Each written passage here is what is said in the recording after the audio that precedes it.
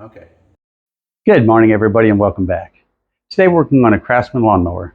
It's 675 Quantum engine, which is just my favorite engine on lawnmowers. And I picked it up from a guy named James, and I promised him that I'd let him be in the video. So here he is. Okay, there he was. Now, I'm just kidding. Here's James.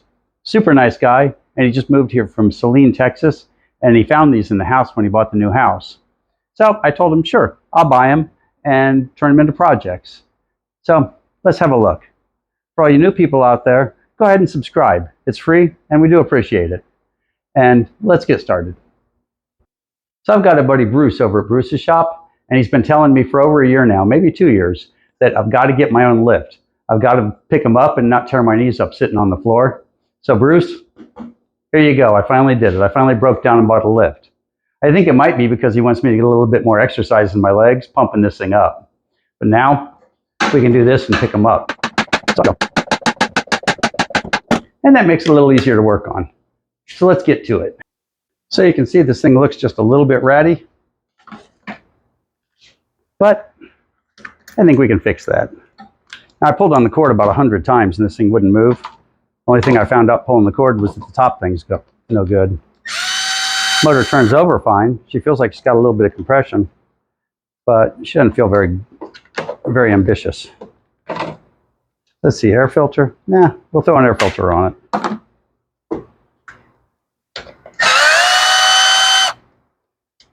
See, the first thing we'll do with this, since it's been sitting a long time, is we'll go ahead and pull the carburetor and give her a good cleaning. You could get away with cleaning just the jets, but I have a preference for cleaning the entire carburetor. Going ahead and giving it a good top to bottom. Where can we put you? There you go. We'll put you right there.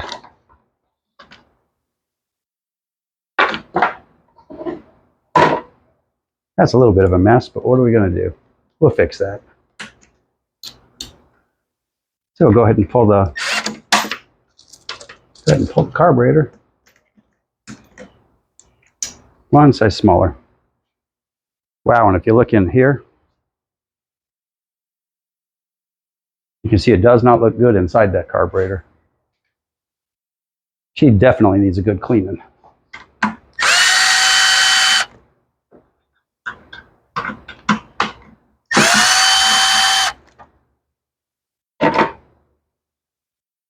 Now this one does not have the auto choke, which makes it a lot easier to work on, but I still have a preference for the auto choke carburetors. I'll very gently unhook the spring. No, we won't. We'll go ahead and do the fuel line. Now, since we know that we're going to put a new fuel line on, we're going to do this the easy way. And she does still have some gas in her, but we'll drain that out later.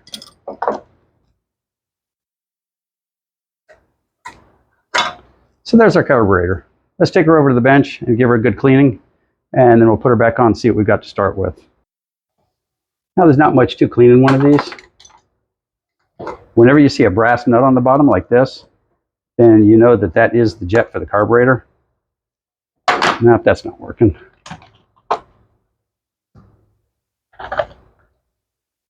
Half-inch bolt.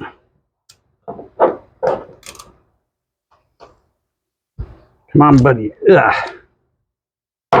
And there we go. That's going to leak a little gas, but not much. It's going to leak whatever gas it's got in it.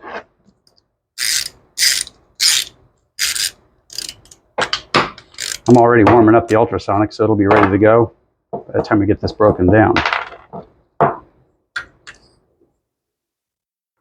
Wow. Now the bowl looks nice, but if you look at the gas inside it, it looks very milky. Now, that's not a good thing. Let's go ahead and pull the float out. Okay, everything looks to be in order. Let's grab our handy dandy wrenches.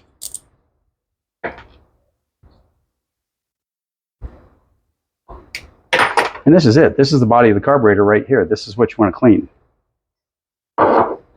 The jet will need cleaned also. Now, if this little gasket's no good, see the little gasket on the bottom here? You got to replace it. A lot of people, when they clean a carburetor, will do nothing other than clean the jet. And if you look right here, you can see the little hole. and a little hole in the top. And there's little holes going around this, and that is the jet for the carburetor. That is the golden ticket to cleaning it. So let's hop over to the cleaner and toss them all in. It's already nice and warmed up, so you see it's at 54. We'll put the jet in our little basket.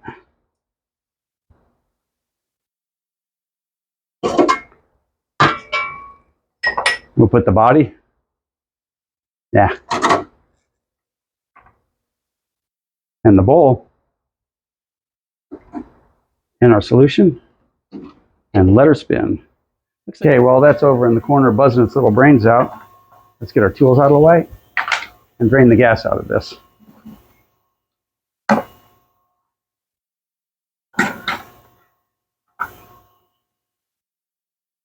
You see the gas is looking pretty yellow. Doesn't mean it's bad, but it does mean it's old. And we're not going to bother with that. Now, if you're doing this for yours, you can go to an auto parts store and buy pieces of fuel line. Some of them will sell it to you by the foot. Others sell it by the roll. But this is, I believe, quarter inner. But you can take your old fuel line with you to size match it. Before we pull that line off, let's take the other clip from the other end and put it on this line. That way when we pull it off, we can slap the old one straight back on. Scoot you off to the side. We're going to get a couple of drips, but not much. Switch off to a new line.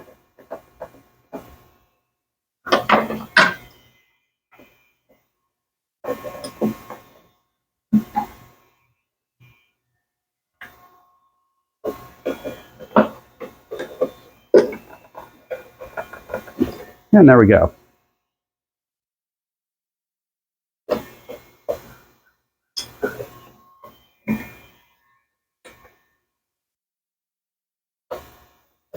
I'm not used to working on this lip quite yet.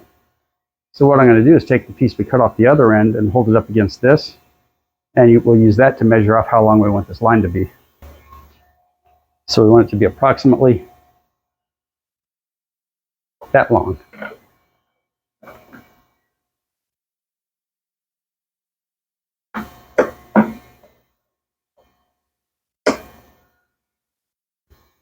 And that's our new fuel line.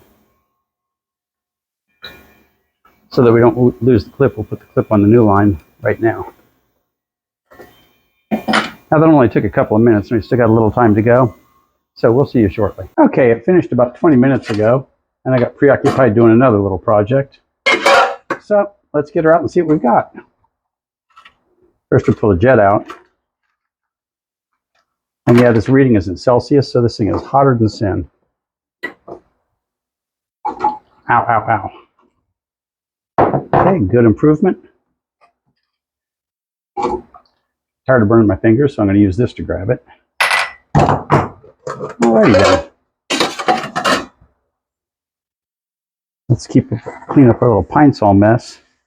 And for you wondering, I use 20% pine sol and 80% water in this.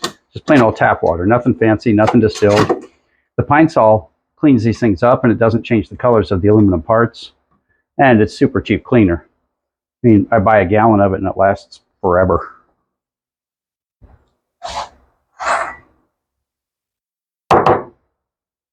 Okay. We got 99% of the sludge off the outside.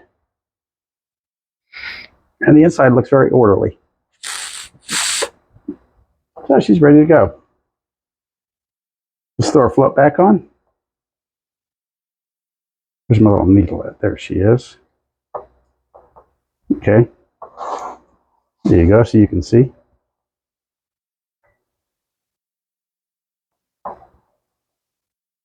There you go, got our needle back on. Now, for this, we're going to do one more thing before we put her back together. We're going to take our floral wire. We're going to run it through the jet holes. That way, anything that may be clogged in there got loosened up by the ultrasonic. Now this will push it straight through. Now what I'll usually do is put lots of little kinks in the wire So it'll drag back and forth across the sides of the jet and get anything hanging up on the sides. Okay, now we'll go down the middle hole. I'll tell you, I felt a blockage in that one. That's not good. That's okay now, but that would explain a lot. People never give me lawnmowers that work perfect. Probably because my ad says, give me lawnmowers that don't work perfect.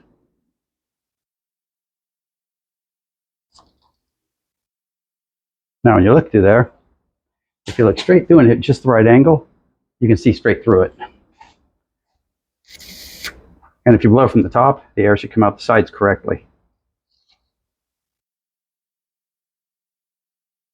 Now, for cleaning a jet, you could do nothing more than this, and it would be just fine.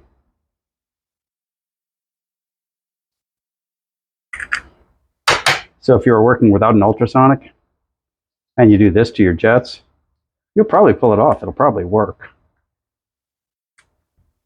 But if you've got the equipment, you might as well use it.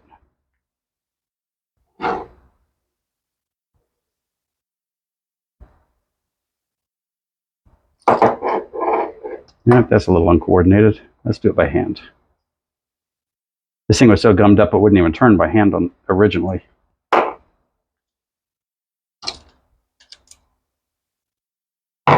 Okay, and don't be a Superman with this. Remember, you got a little gasket, so you don't have to torque it to no end.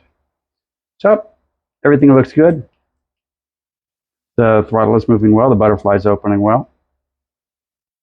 Let's go put it on and see what we've got. Now, while we were doing that, I realized I had a little welding table that I could put my tools and whatnot on really easily. Because this is my first time working off the bench like this. Well, working off the lift, I should say. And with a welding table to put my stuff on, it works well. Okay, the loop's not too bad in that. Excuse me.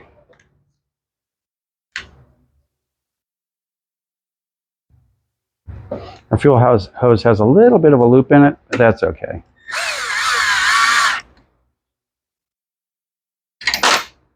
Now remember, if you're putting these on with a screw gun, be super gentle. But this one, I can go super slow with it. I've had it for a long time and I'm really used to it. So I'm a little braver than I would be with a different one. Okay. That looks good, looks good, looks good. Let's put the air filter back on, see what we've got. Now when you're doing these, if you've got this external pump, we might replace the pump before we're done, but we don't know yet. Make sure that you've got a gasket here and make sure it's a good gasket. This one, the original gasket that was on, it's in really good shape. So I don't have to worry about replacing it. But if you don't have a gasket in here, your primer won't work. It counts on being able to force air through these little holes here.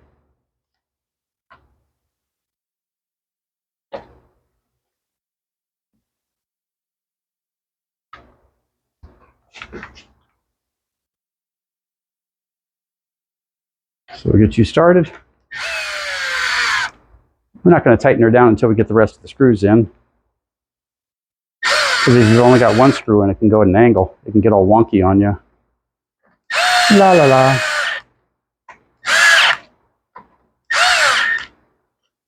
Okay. Now we decided just for giggles, we're going to give her a new air filter. The old one wasn't terrible, but air filters are cheap and it might make a difference. Before I sell this, I'm also going to put new tires on it.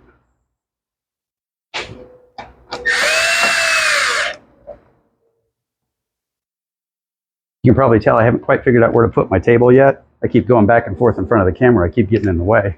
We'll get her nice and properly put together.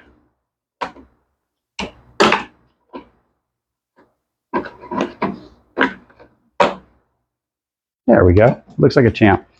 Before I'm done, I'm going to give this a good cleaning.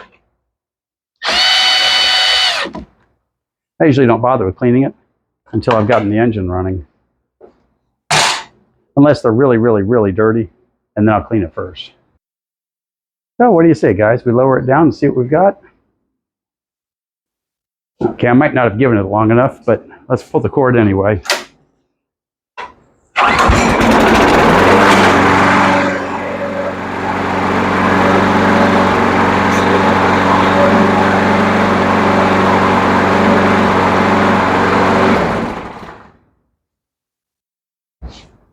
Now, that kicked up a little bit of dust now, didn't it?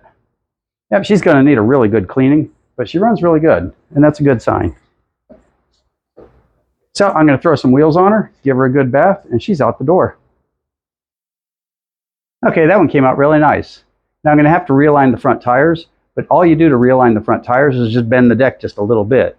You know, literally grab the tire and bend it and get them straight again until they look nice and square. It's not like you're going to be running this in the Indy 500. If they're pretty square, it's pretty good. So, thanks for watching, and don't forget to subscribe. As I said before, it's free, and it's what we work for. We'll see you next time.